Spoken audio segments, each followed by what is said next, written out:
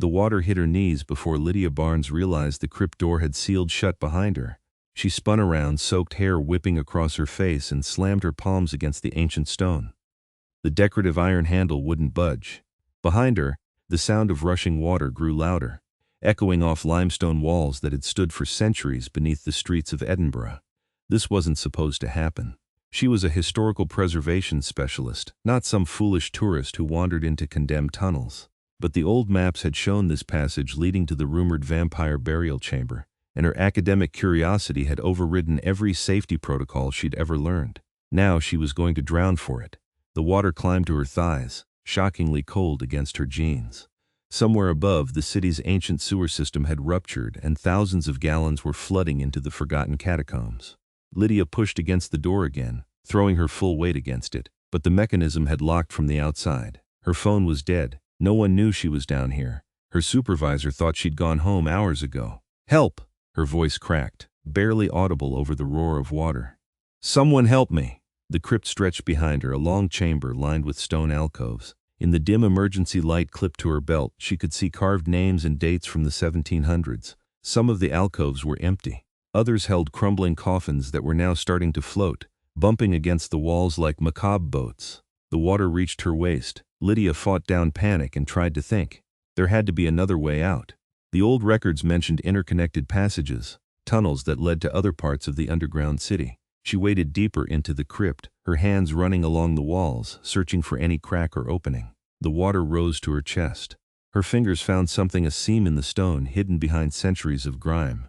She scraped at it frantically, and a section of wall shifted slightly inward, a door, another passage. But it was stuck, wedged shut by time and settling earth. The water touched her shoulders. No, no, no. Lydia braced her feet against the slippery floor and pushed with everything she had.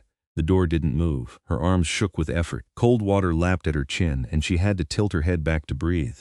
In minutes, maybe seconds, the crypt would be completely flooded. She was going to die here, alone in the dark, surrounded by the dead. Unless, the thought came unbidden, ridiculous, desperate. The stories her grandmother used to tell. The legends that had drawn her to Edinburgh in the first place. The vampire king who slept beneath the city, ancient and terrible, bound by magic to protect the realm between worlds. Lydia had never believed the tales were literal. She'd thought them metaphorical, folklore built around historical figures. But what if they weren't? The water covered her mouth. She pushed up on her toes, gasping for air in the shrinking pocket of space near the ceiling. Her grandmother had said his name with reverence and fear. She'd said that in the darkest hour, when death was certain, he would answer those who called with true need. Lydia didn't have any other options. She filled her lungs with the last breath of air and screamed the name into the flooding darkness. Vaelrath! The sound echoed off stone and water, and then she was under, submerged, lungs burning. She clawed at the door one more time, but her strength was fading. Water pressed in from all sides. This was it. This was how it ended. Then the world exploded. Stone shrieked and shattered. The wall beside her detonated inward, massive blocks of limestone flying apart like they weighed nothing. Water rushed through the new opening, the level dropping instantly, and Lydia fell forward, coughing and choking. Strong hands caught her before she hit the ground. She looked up into a face that stole whatever breath she'd managed to recover. He was beautiful and terrifying in equal measure. White hair fell past his shoulders, stark against pale skin that seemed to glow faintly in the darkness. His eyes were silver, actually silver like molten metal, and they burned with an intensity that made her feel simultaneously safe and in grave danger. He was tall, powerfully built, dressed in black that looked both modern and timeless, and his presence, it filled the space, commanding and ancient, the weight of centuries in his posture. "You called." His voice was deep, accented with something old and foreign, and it resonated in her chest. Lydia couldn't speak. She was shaking, soaked through, staring at an impossibility made flesh. Behind him, the passage he'd torn through the wall led into a chamber lit by pale blue light. The water continued to drain away, flowing into lower tunnels. I'm sorry," she finally managed. "I didn't know if you were real." Something flickered in those silver eyes. Amusement, perhaps, or irritation. "You called the Vampire King without believing he existed." Curious. He lifted her effortlessly, setting her on her feet but keeping one hand on her arm to steady her. His touch was cold but not unpleasant. "Why should I not return you to the flood for wasting my time? Please." The word came out as barely a whisper. "I'm sorry, I was drowning. I didn't know what else to do." He studied her for a long moment, his gaze moving over her face with an intensity that made her feel transparent. Then he released her arm and stepped back. Come, this place is not safe for humans. Vaelrath turned and walked into the passage he'd created, clearly expecting her to follow. Lydia hesitated only a second before hurrying after him. Whatever he was, wherever he was taking her, it had to be better than drowning in a forgotten crypt. The passage led downward, the walls here carved with symbols she didn't recognize. The blue light came from veins of some luminescent mineral running through the rock. Vaelrath moved with absolute confidence, never slowing, his white hair swaying with each step. Lydia struggled to keep up, her wet boots squelching with every stride. Where are we going? She asked. My domain. He didn't look back. You invoked my name in mortal peril. By the old laws I am bound to provide sanctuary until the danger has passed. The old laws older than your country, girl, older than your language. Now he did glance back, and there was something dangerous in his expression. When a human calls upon a vampire lord with true need, we are compelled to answer. It is magic, covenant, a binding written into the fabric of our existence. You should not have known my name. My grandmother told me stories, Lydia said, nearly jogging to match his long strides, about the vampire king who sleeps beneath Edinburgh, who guards the border between the mortal world and the realm of the immortals. I thought they were just fairy tales. All tales have truth at their core. Vaelrath pushed open a massive door, solid iron, covered in more of those strange symbols, and led her into a space that stole her breath for the second time that night. It was a palace, underground, carved from living rock, but a palace nonetheless. Soaring ceilings disappeared into shadow above. Columns of dark stone rose like trees in a petrified forest. The floor was polished obsidian, reflecting the blue light that seemed to come from everywhere and nowhere. Tapestries hung on the walls, their colors still vivid despite obvious age. Furniture that looked both antique and perfectly maintained filled the various chambers she could see branching off the main hall. This is incredible, Lydia breathed. How long has this been here? I built the first chambers in the 14th century, Vaelrath said, leading her toward a fireplace large enough to stand in. With a gesture, flames sprang to life within it, casting warm orange light across the stones. Expanded over the years as needed. Sit. It was clearly a command, not a suggestion. Lydia sat on the velvet sofa he'd indicated, suddenly very aware that she was dripping water all over his pristine furniture. I'm sorry, I'm getting everything wet. You are freezing and in shock. Vaelrath pulled a heavy blanket from somewhere and draped it over her shoulders. Your comfort takes precedence over furniture. He moved to a cabinet and poured something dark red into a crystal glass, then crossed back to her. Drink this. Lydia eyed the glass warily. What is it? Wine. Very old, very expensive, and not blood. The corner of his mouth lifted slightly. I do not waste the blood on those who are not yet ready to understand what it means. She took the glass with shaking hands and sipped. The wine was rich and warm, spreading heat through her chest. Vaelrath stood watching her, arms crossed, an unreadable expression on his perfect features. Thank you, Lydia said quietly, for saving me. I know you said you were bound by law, but still, thank you. Tell me your name, Lydia. Lydia Barnes, Lydia Barnes. He repeated it slowly, as if testing how it felt. What were you doing in those crypts?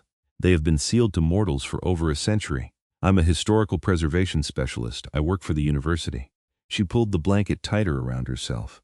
I was researching the old underground city, trying to map the sealed sections.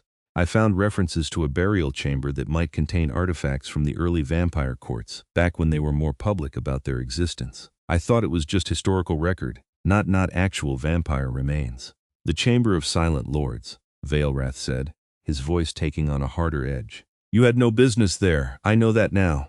Lydia met his eyes, refusing to look away despite how intimidating he was, but from an academic standpoint it's an incredible discovery. The historical significance alone. The historical significance is that those vampires were sealed there for crimes against both mortal and immortal law, Vaelrath interrupted. They are not dead.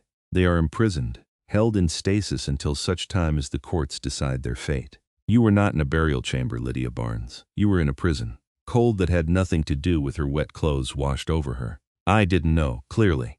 He moved to stand by the fire, staring into the flames. The flood you encountered was no accident. The wards on that chamber are ancient. They would have detected your presence, recognized you as an intruder. The water was meant to drive you out or drown you before you could disturb the prisoners within. The crypts tried to kill me. Lydia's voice came out higher than she intended. The crypts tried to protect themselves. Magic does not think as we do. It simply executes its purpose. Vaelrath looked at her again, and his expression had softened slightly. You were lucky. Had you been deeper in the chamber, had you touched any of the sarcophagi, the wards would have done far worse than flood the tunnels. Lydia set down the wine glass because her hands were shaking too badly to hold it anymore. I could have released them, the prisoners. What would have happened? Vaelrath was quiet for a moment. War, death. The end of the careful peace we have maintained between your world and mine for 300 years. He moved closer, crouching down so they were at eye level. Do you understand now why I am not simply amused by your academic curiosity? I understand. She did. The weight of how badly she'd almost messed up was crushing. I'm sorry, I'll report the chamber's location to my supervisor, make sure it's marked as unsafe, get it properly sealed. No. The word was sharp, absolute. You will do nothing of the sort. You will tell no one what you found. You will destroy any maps or notes you made. You will forget you were ever there. Anger flared in Lydia's chest, momentarily overriding her fear. I can't just pretend I didn't discover something this important. You can and you will. Vaelrath's eyes flashed, and suddenly she felt the full weight of his power pressing down on her. It was suffocating, enormous, the presence of something ancient and deadly. I am giving you a choice, Lydia Barnes. Forget what you found and live your life, or I will ensure you forget through other means.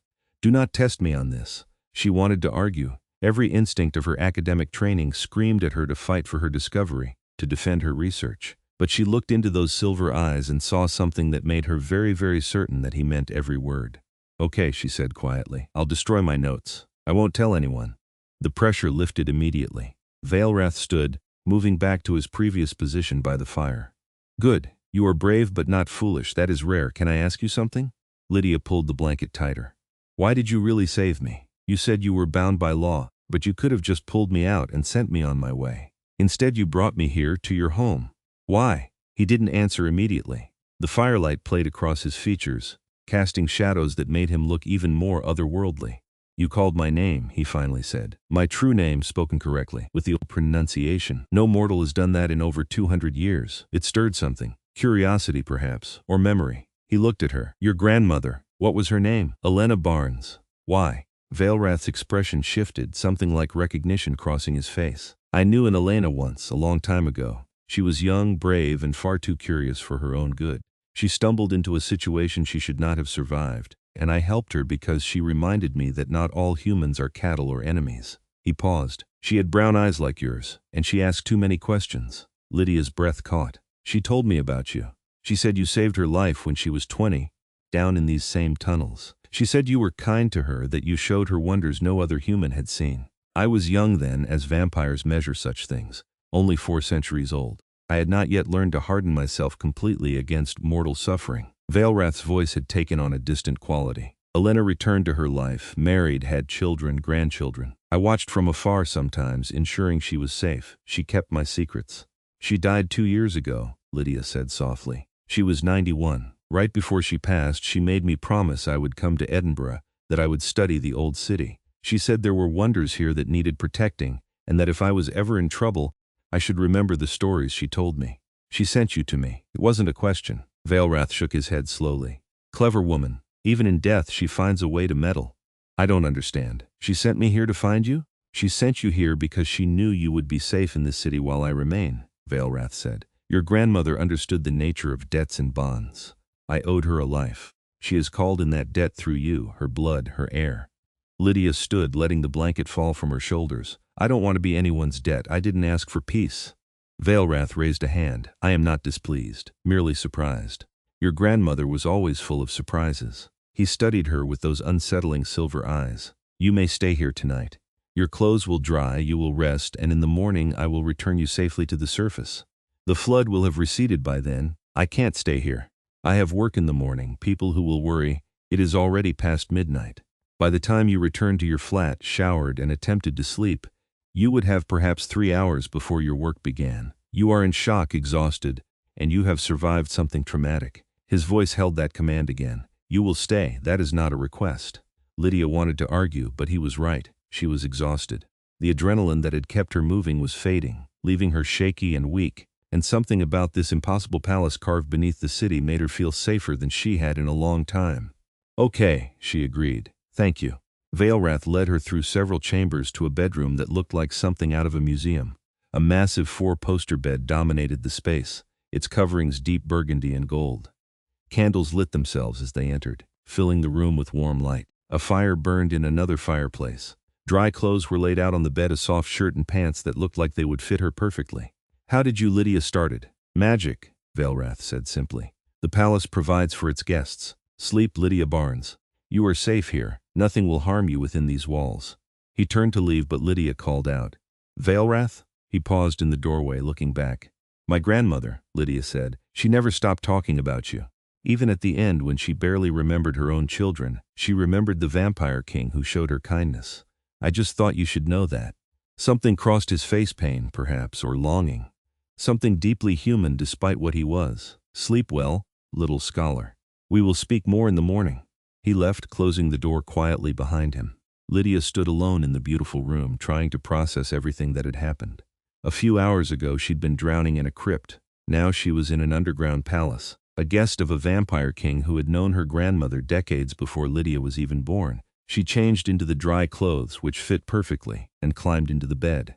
The mattress was absurdly comfortable. As she lay there, staring up at the canopy, Lydia thought about her grandmother's stories, about the white-haired vampire who had saved a foolish young woman's life, and then watched over her for decades without her even knowing. What kind of being did that?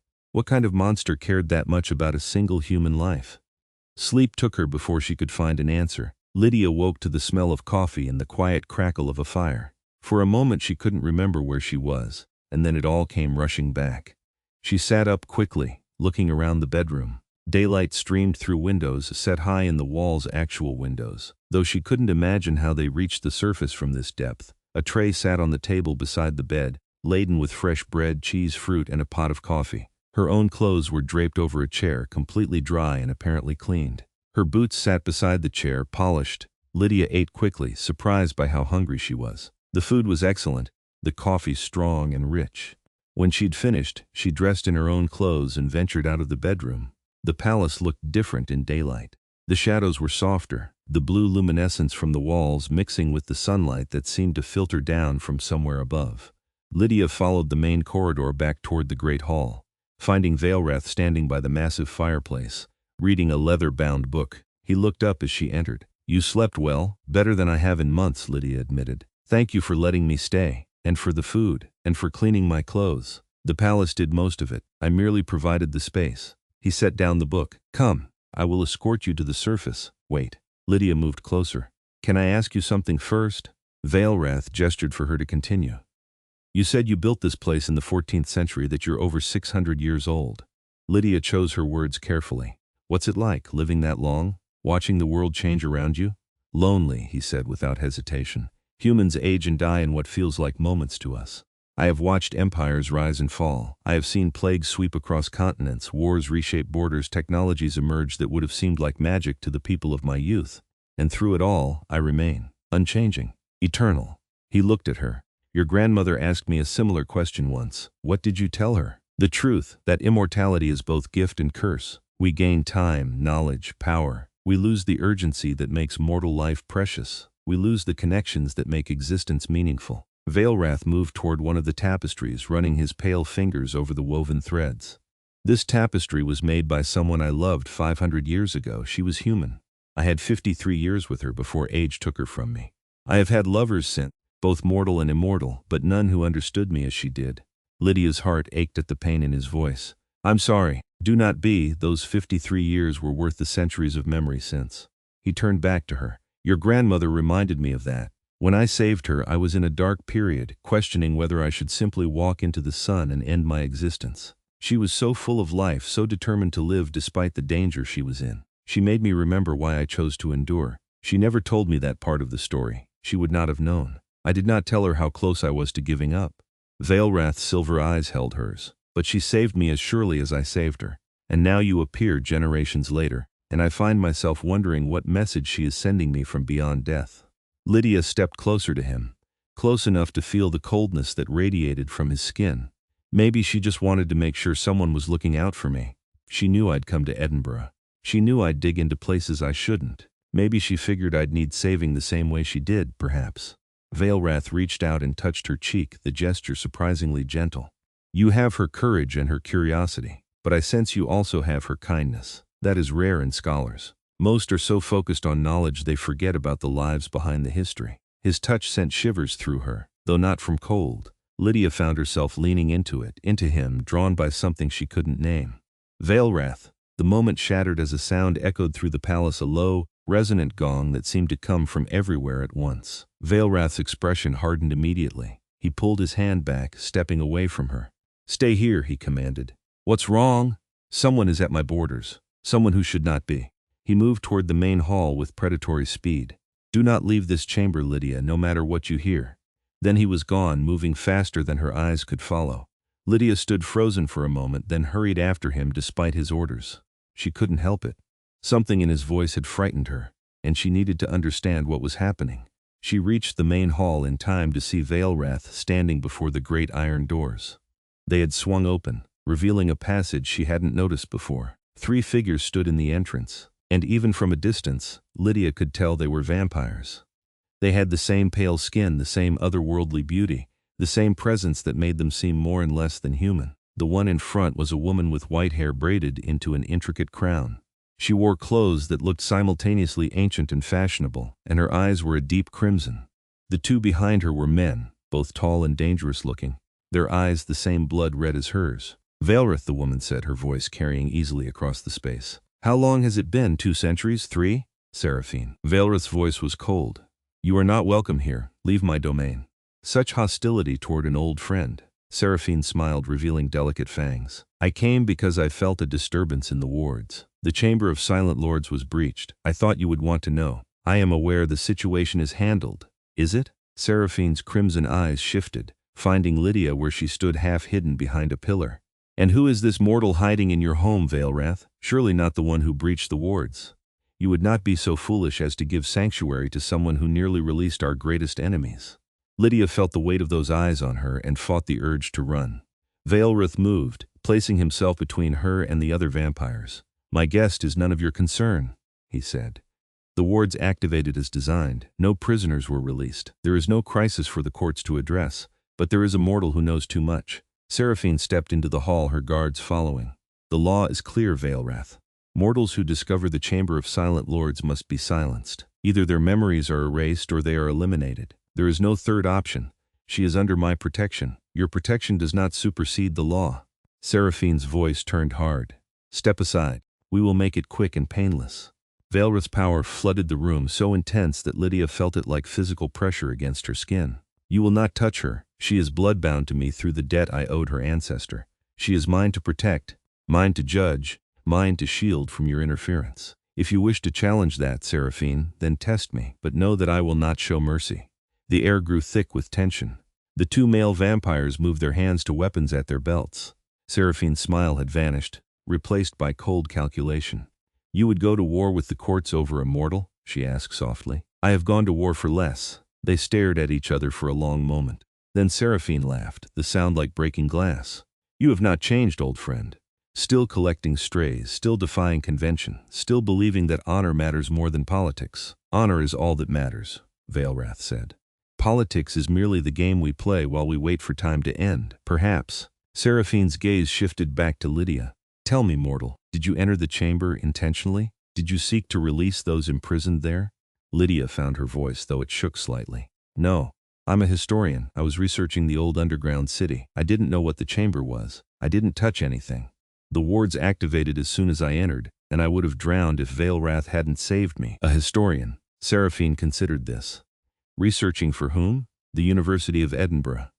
I'm documenting sealed sections of the underground for preservation purposes. And what will you tell your university about what you found?" "Nothing," Lydia said firmly. "Vaelrath already made me promise. I'll destroy my notes, mark the areas collapsed and unsafe, and ensure no one else can access it." Seraphine looked at Vaelrath. "You trust her to keep this promise?"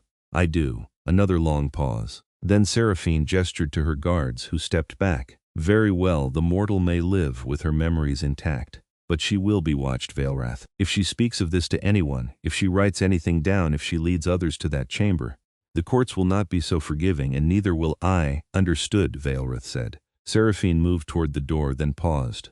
"One more thing. The courts are restless. There are rumors of unrest in the mortal world, of humans discovering our existence through their technology and social networks. War may be coming whether we wish it or not.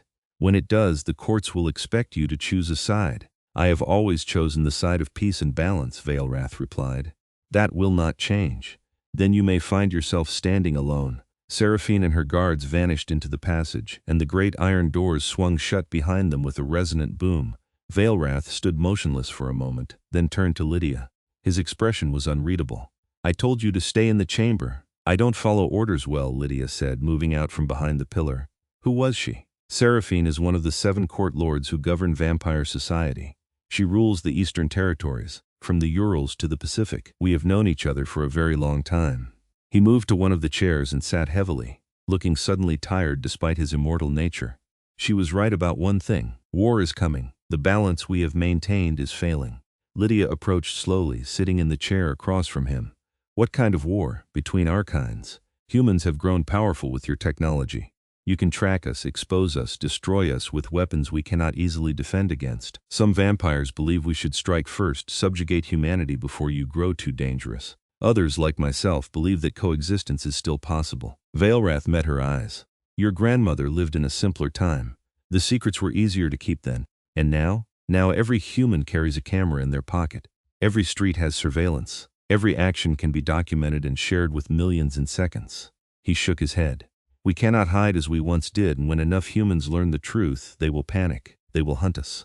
And we will have no choice but to fight back or perish. Lydia felt the weight of what he was describing. Is there really no other way? No chance for peace? There is always a chance, but it requires trust on both sides, and trust is in short supply. Vaelrath leaned forward. This is why you must keep your promise, Lydia. The Chamber of Silent Lords contains vampires who were imprisoned for trying to start exactly this kind of war. If they were released, they would use the current tensions to incite violence on both sides. Thousands would die, mortal and immortal alike. I understand, Lydia said. I won't tell anyone, I promise. I believe you, he stood. Come, I should return you to the surface before you are missed. Lydia rose, but something made her hesitate. Vaelrath, what Seraphine said about you being watched, does that mean you're in danger because you protected me? I have been in danger for 6 centuries. This changes nothing. That's not an answer. He smiled slightly, the expression transforming his face. You are very much like your grandmother. She also had a gift for seeing through evasions. The smile faded. Yes, I may face consequences for defying the courts, but I made a choice and I will stand by it. Your life is worth whatever political complications may arise. The certainty in his voice made Lydia's chest tighten. Why? You barely know me. I knew Elena. I know the kind of person she would have raised her family to be. And I know that some debts transcend logic or politics. Vaelrath moved toward a different passage than the one he'd created the night before. This way. It leads to a tunnel that emerges near your flat. They walked in silence through passages that gradually changed from carved stone to brick to modern concrete. The underground city layered itself in geological time, centuries compressed into vertical space. Eventually they reached a door marked with contemporary fire safety signs. Vaelrath pushed it open, revealing a familiar alley near Lydia's apartment building. Daylight made him look different, paler, more otherworldly, clearly not human. Lydia wondered how he had ever moved through mortal crowds without being recognized for what he was. Will I see you again? She asked, surprised by how much she hoped the answer was yes. Vaelrath looked at her for a long moment. Do you want to? Yes, Lydia said honestly. I have about 1,000 questions, and I think I'd like to know you better. If that's allowed. Allowed by whom? The courts? He shook his head. I stopped living by their permissions long ago. If you wish to see me again, then we will arrange it. But Lydia, you must understand what you are asking. Association with me will draw attention. It may put you in danger. I'm already in danger. Seraphine made that clear. Lydia squared her shoulders, and I'm not going to live my life in fear. My grandmother didn't, and neither will I. That small smile returned. Very well. Tomorrow night, if you are willing, meet me at the Scott Monument at midnight. Bring your questions, and I will do my best to answer them. I'll be there. Vaelrath nodded once, then turned and disappeared back into the tunnel, the door swinging shut behind him. Lydia stood in the alley for a long moment, trying to process everything that had happened. Then she walked to her apartment, her mind already racing with the 1,000 things she wanted to ask him. The next day passed in a blur. Lydia went to work, filed a report marking the collapsed crypt as unsafe and inaccessible, and destroyed her notes as promised. Her supervisor accepted her explanation without question. The old underground was always collapsing, always dangerous. One more sealed passage was hardly noteworthy. But Lydia couldn't stop thinking about what lay beneath the city. Not just the chamber of silent lords, but Vaelrath's palace, the history contained in those walls. The story of a vampire king who had chosen isolation and honor over power and politics. At 11:30 that night, she left her apartment and walked through Edinburgh's streets toward the Scott Monument. The Gothic spire rose into the darkness, lit by spotlights that made it look ethereal against the night sky. Lydia arrived early, nervous and excited in equal measure. Midnight came. Lydia looked around, seeing no one. Then a voice spoke from directly behind her. "You came." She spun to find Vaelrath standing there, dressed in black that made him almost invisible in the shadows. His white hair was tied back, and his silver eyes seemed to glow faintly in the darkness. "I said I would," Lydia replied. "Did you think I wouldn't?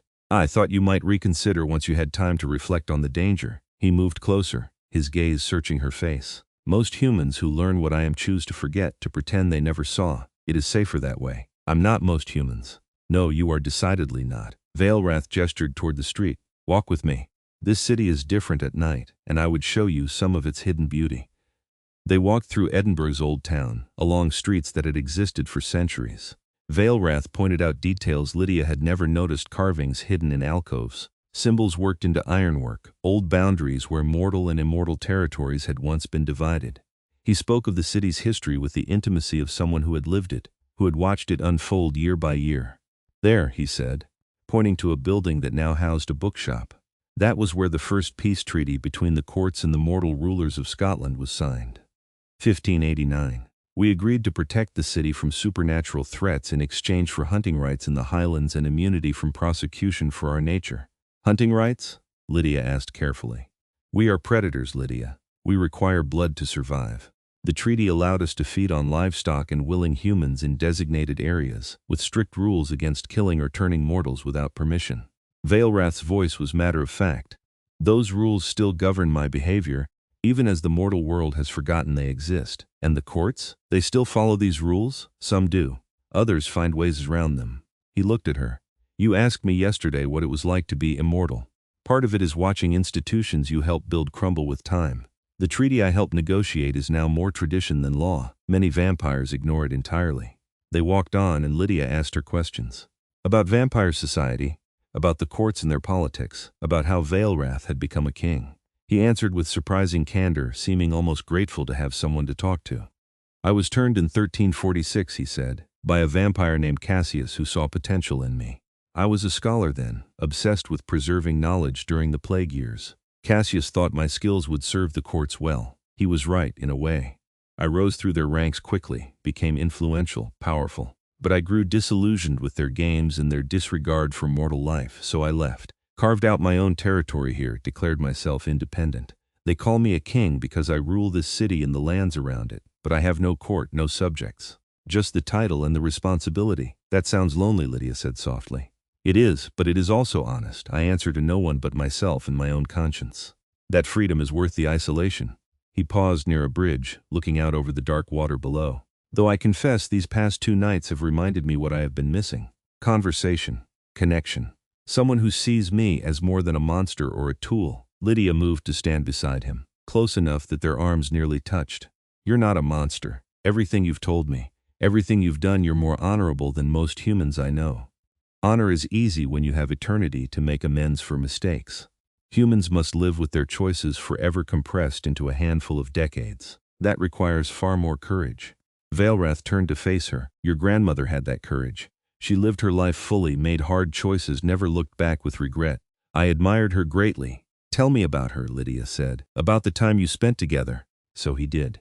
As they walked through the night-shrouded city, Vaelrath told stories about Elena's youth, how she had been an artist, a dreamer, someone who saw beauty in everything despite living through a war, how she had stumbled into the underground while fleeing from soldiers, how Vaelrath had found her and protected her, how they had spent weeks together while the city above burned and bled, how she had painted his portrait, the only image of him that had ever captured his true nature, how she had returned to her life when the war ended, and how he had watched over her from the shadows for the rest of her days.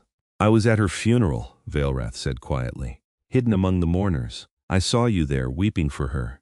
You wore a blue dress and carried white roses. You spoke about how she had taught you to be brave, to pursue knowledge even when it was difficult. I almost approached you then, almost introduced myself. but I thought it would only cause you pain to meet the subject of her stories."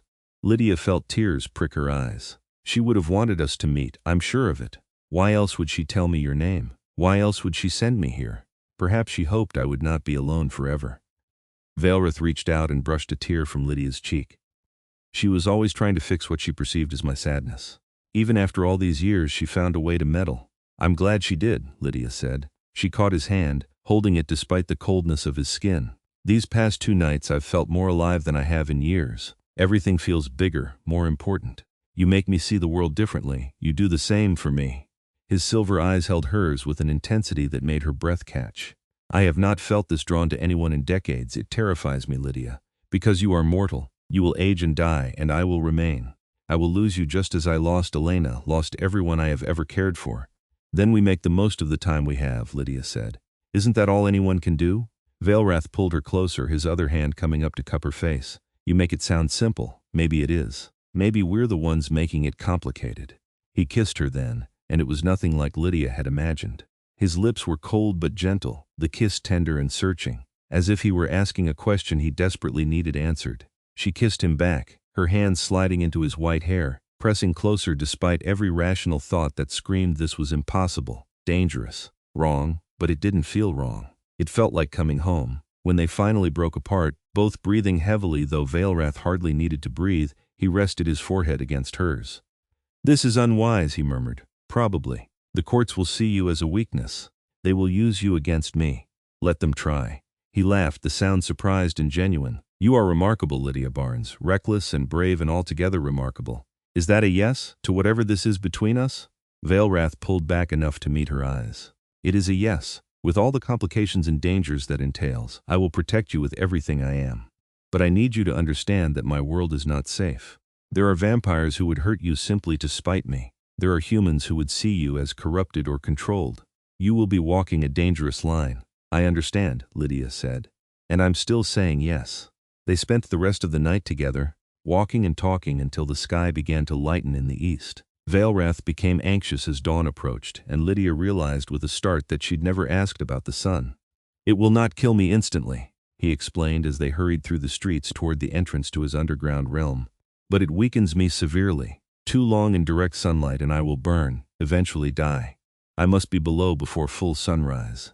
They made it to the hidden door with minutes to spare. Vaelrath pulled her into one last kiss before descending into darkness. "Tomorrow night?" Lydia asked. "Tomorrow night," he confirmed, "and every night you will have me."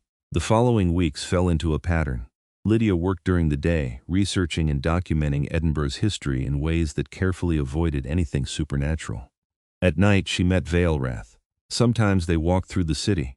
Sometimes he brought her to his underground palace and showed her his collection's ancient books, artifacts from civilizations long gone, artwork that would have museum curators weeping with envy. He taught her about vampire society, about the delicate politics that kept their kind hidden from humanity.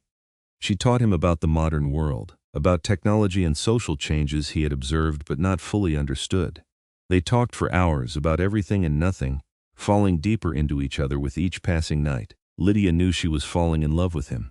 It should have been impossible. He was a vampire, immortal, dangerous, from a world completely alien to hers. But her heart didn't care about such logic. He was kind and thoughtful, protective without being controlling, endlessly curious about her thoughts and opinions. He made her feel valued in a way no one ever had before. And from the way he looked at her, the care he showed in every gesture, she knew he felt the same. But happiness in the shadows couldn't last forever. The attack came on a cold October night. Lydia was walking home from a late meeting at the university when 3 figures stepped out of an alley, blocking her path. They moved with predatory grace, and even before she saw their pale skin and crimson eyes, she knew what they were. "Lydia Barnes," one of them said, a man with white hair cut short and a cruel smile. "The mortal who has captured our king's attention. We've been very curious about you." Lydia backed away, her hand moving toward her phone.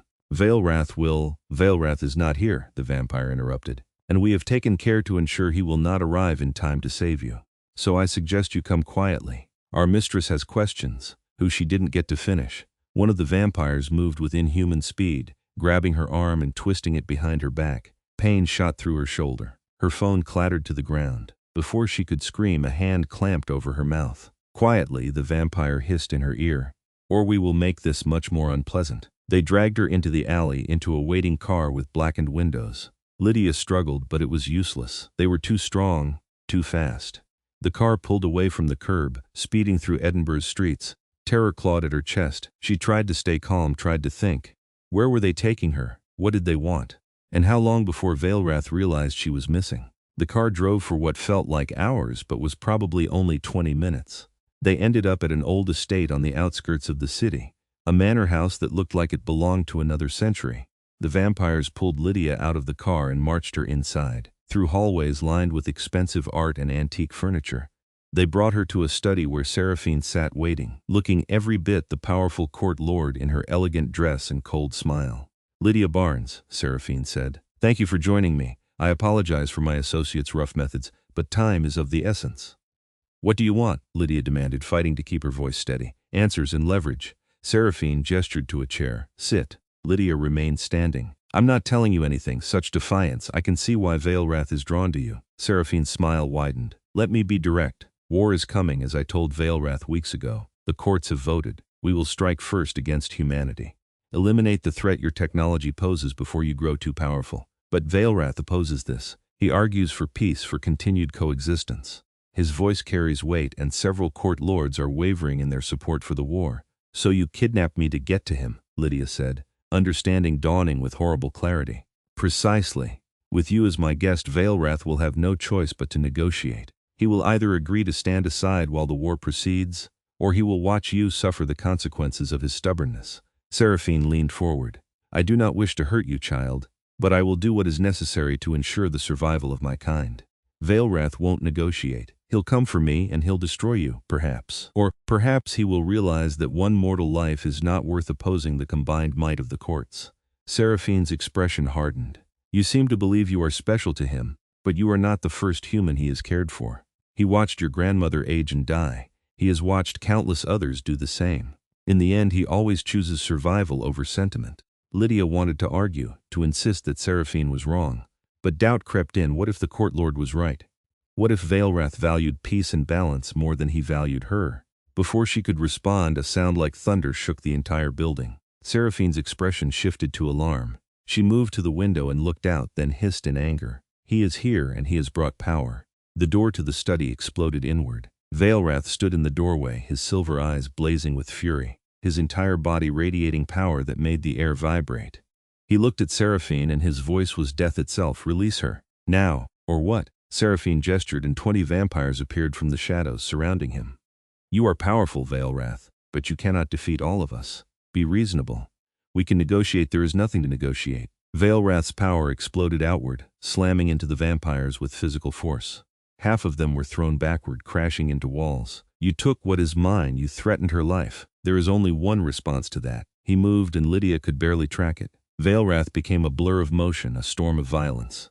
Vampires fell around him, not dead but broken, their bones shattered, their supernatural healing struggling to cope with the damage. He fought with precision and rage, every movement calculated to disable and destroy.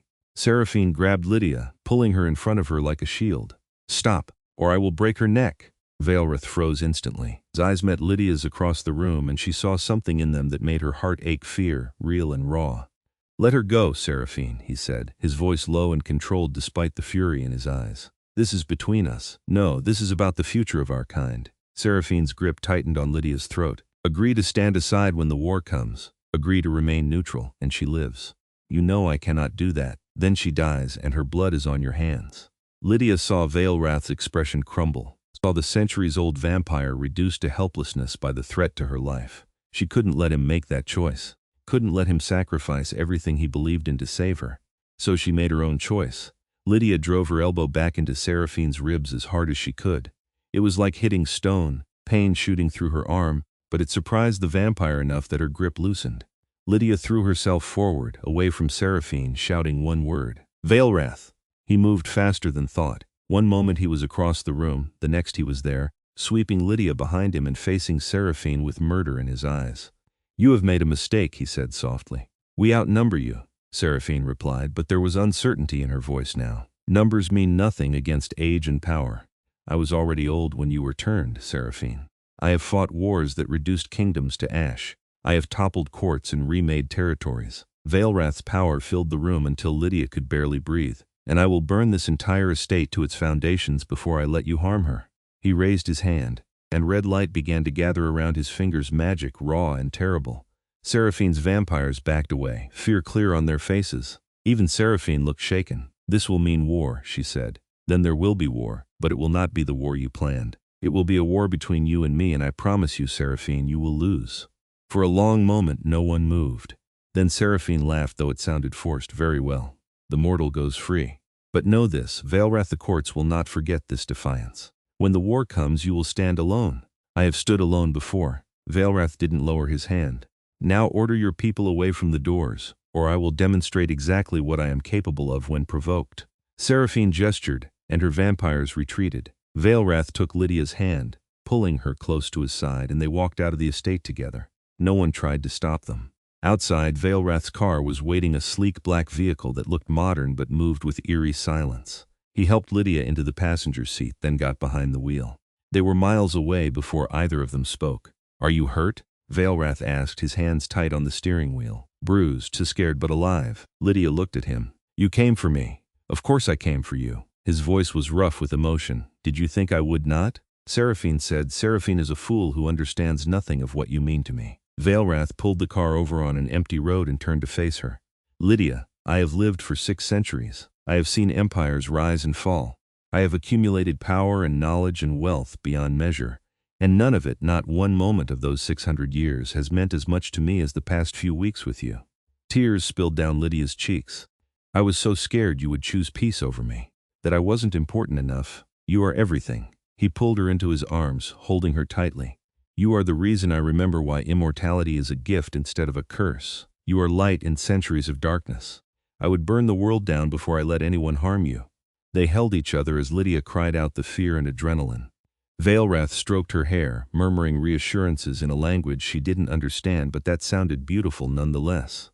What happens now? Lydia finally asked. Seraphine meant what she said. There's going to be a war. Yes, the courts will force a confrontation, and I will have to choose whether to stand with them or against them.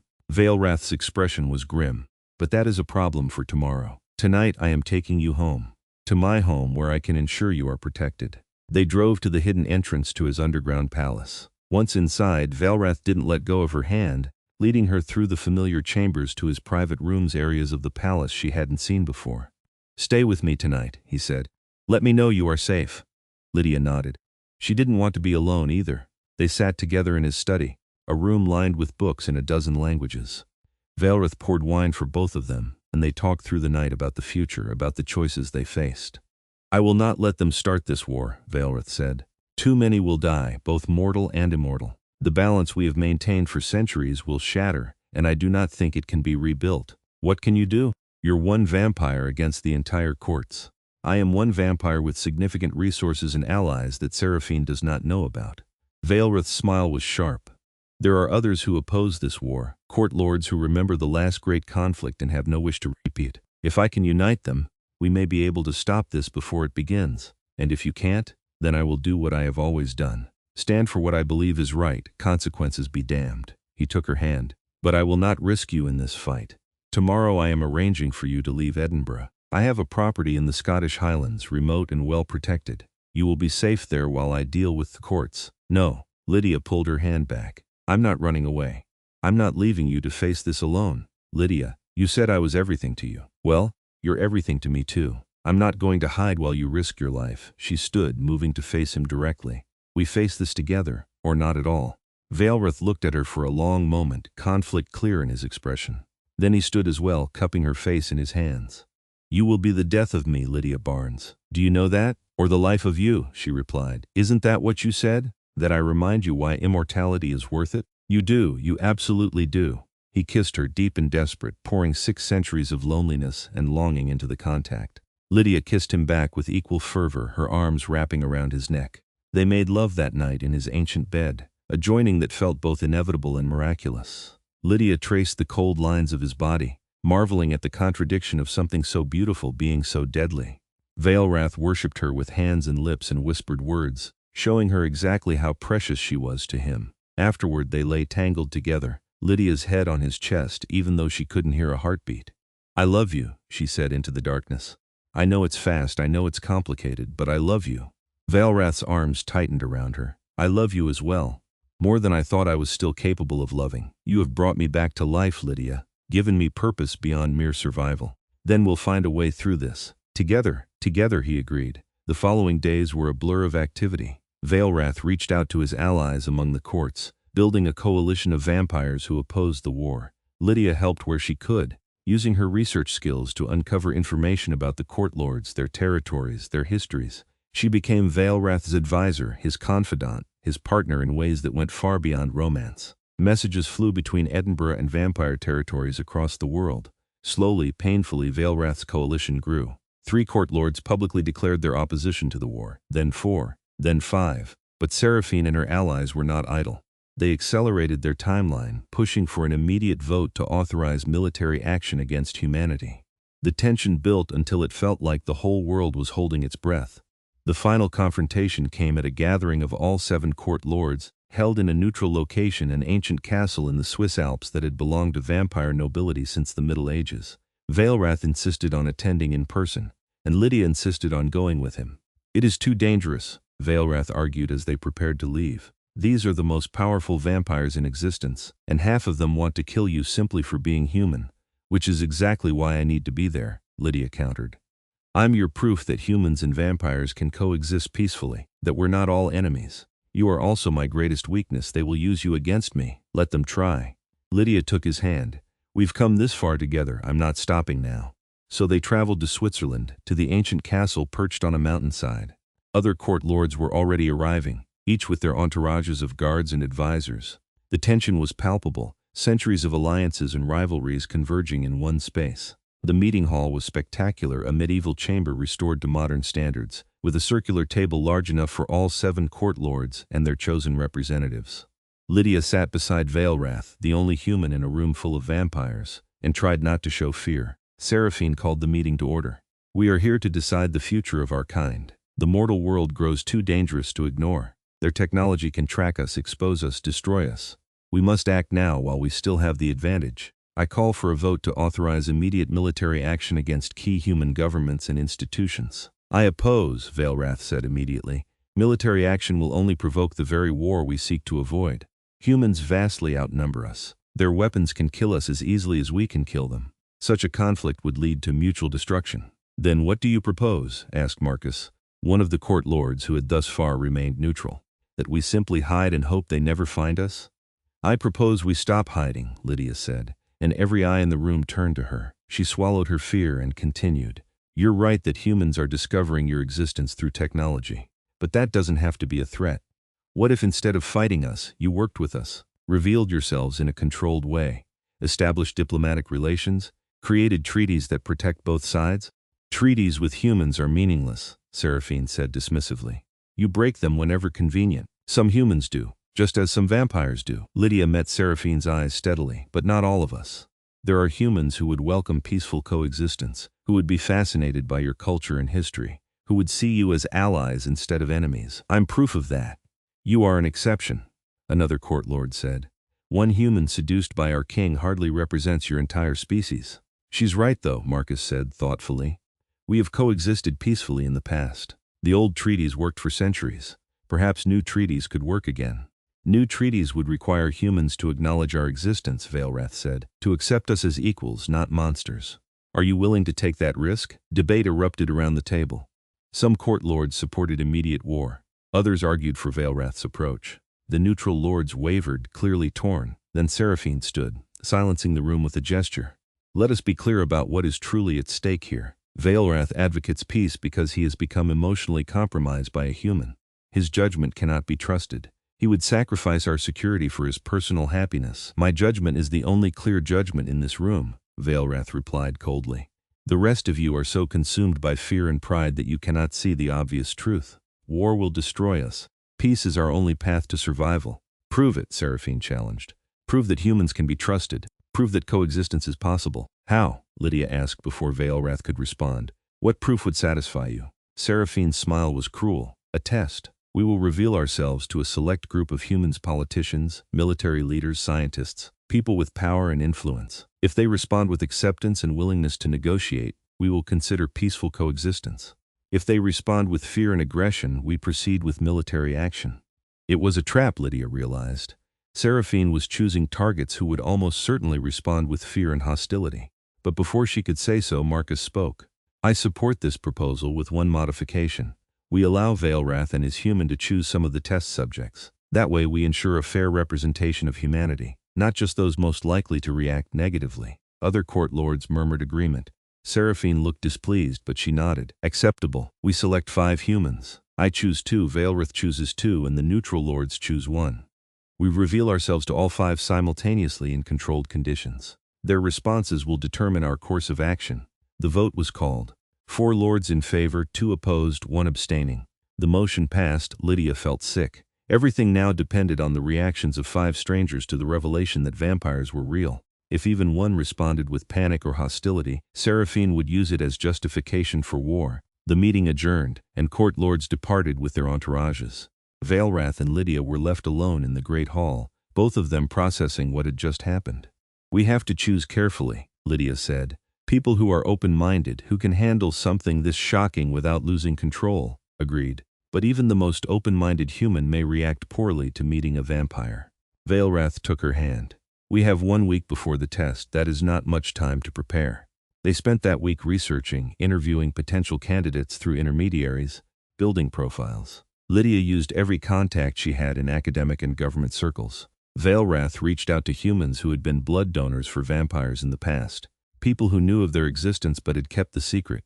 In the end, they chose a humanitarian doctor who had seen horrors in war zones and never lost her compassion, and a young physicist who approached everything with scientific curiosity, rather than fear.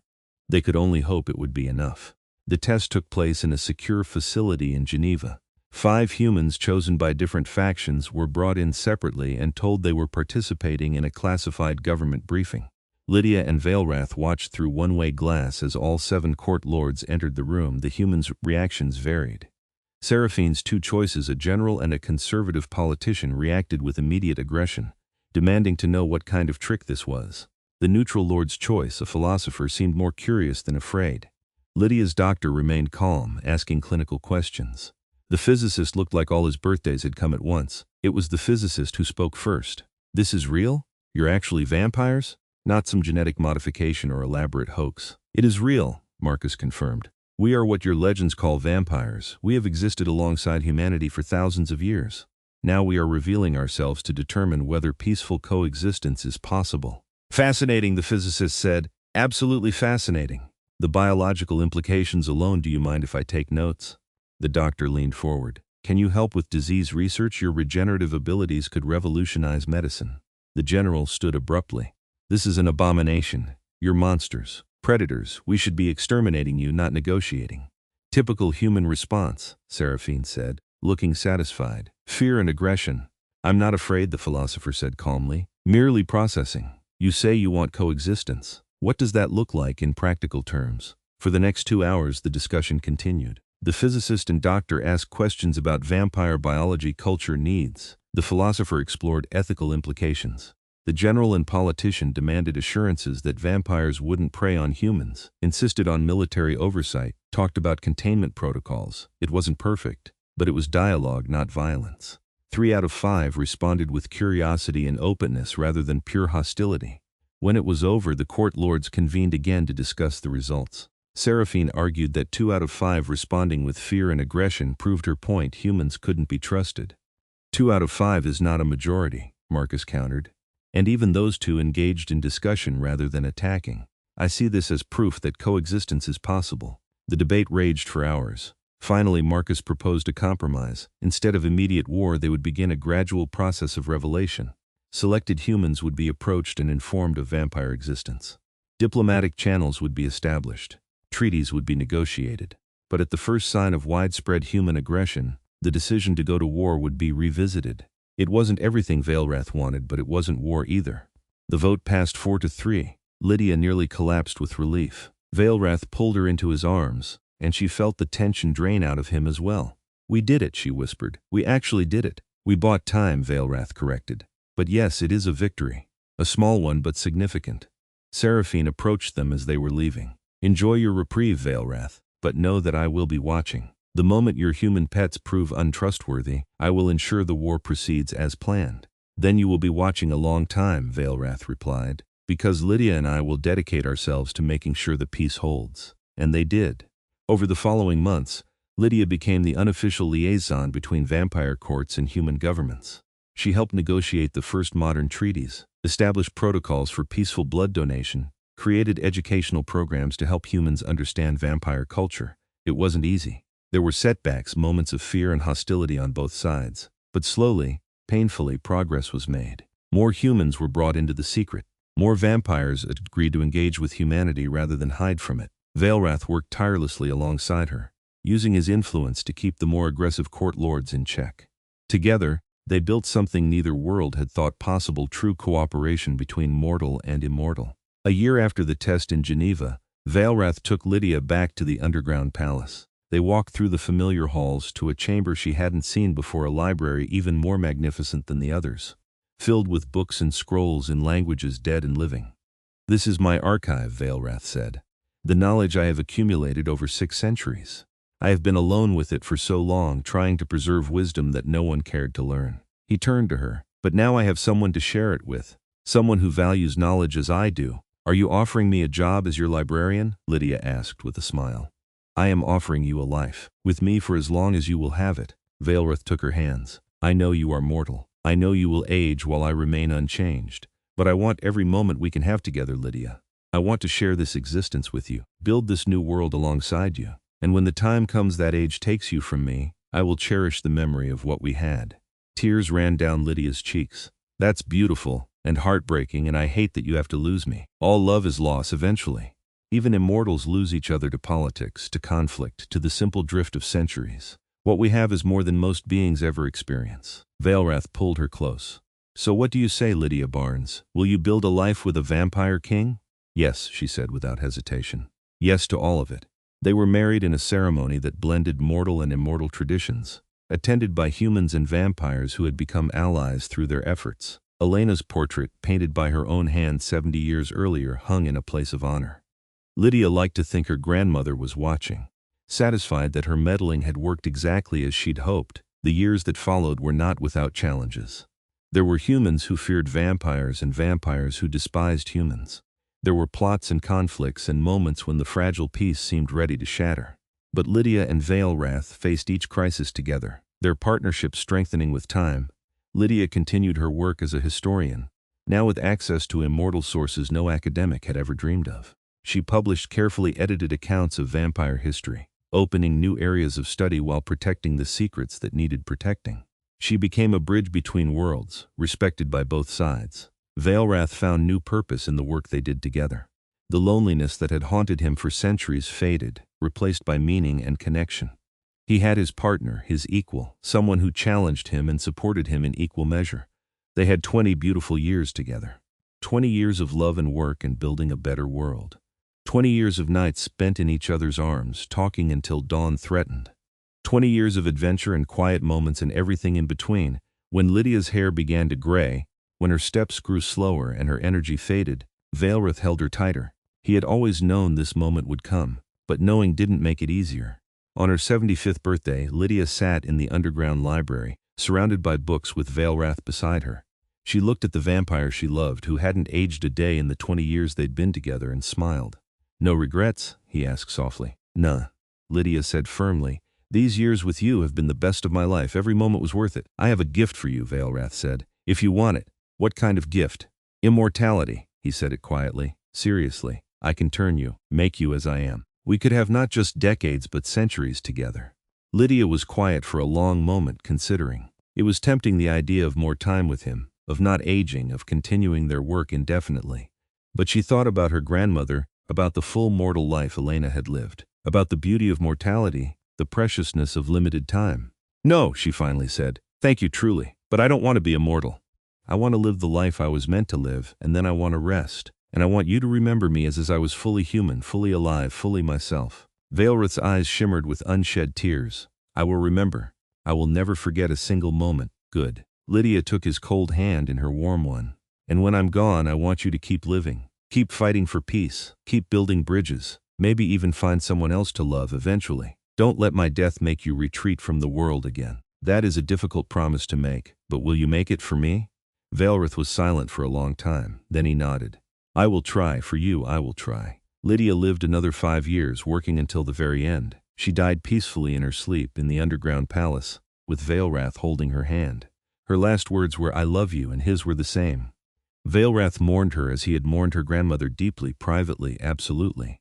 But he kept his promise. He continued their work, strengthened the peace they had built together, and eventually, centuries later, found another human who reminded him why immortality was worth enduring. But that is another story. This story ends here, with a vampire king standing over the grave of the woman he loved, surrounded by friends both mortal and immortal who had come to pay their respects. Lydia Barnes was buried in Edinburgh, in a cemetery overlooking the city she had loved and protected. Her headstone read, She built bridges between worlds and brought light to the darkness. Vaelrath placed white roses on her grave, her favorite, and whispered words only he could hear. Then he walked away, back into the world, carrying her memory like a torch. She had given him 20 years of joy, of purpose, of love. She had reminded him what it meant to truly live rather than simply exist. And though she was gone, the world they had built together remained. Humans and vampires continued to coexist, to learn from each other, to build a future neither could have achieved alone. It wasn't perfect, it would never be perfect. But it was possible, and it was worth fighting for. Lydia Barnes had screamed a name in a flooding crypt, and a vampire king had torn apart stone to save her.